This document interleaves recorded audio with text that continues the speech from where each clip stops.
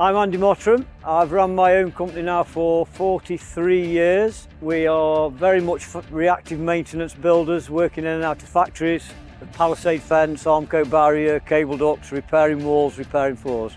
We use the mixers for whenever we've got post holes to fill, small concrete jobs, we don't do the big concrete jobs with them.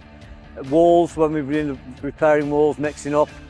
We've been using JCB mixers now for about 12 months. And we just decided we're going to go for another one, increase the fleet, let's say. What we mix is, we're obviously compo when we're doing brickwork, blockworks, wet cement. We then mix wet concrete, but we also have to mix a lot of dry mixed concrete, to which we particularly like the JCB mixer because it's got its own individual setting for dry mix. There's the traditional one as it sits now.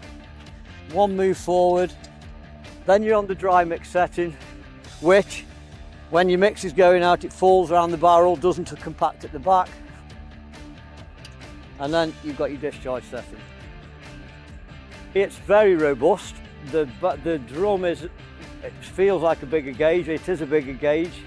You can throttle it in and out for the speed of the mix, depending on the type of mix.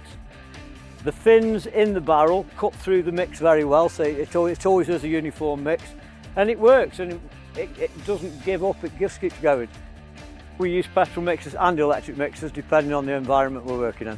I believe JCB offer electric in 110 and 240. The wheels on the ones we've used before are they're not so bulky. If you're trying to push it anywhere, they drop in potholes. These are a bit softer and they are easy to move around. The JCB warranty, I believe it's a 3-year warranty, which is exceptionally good on these things and don't usually go much above 18 months, I don't think.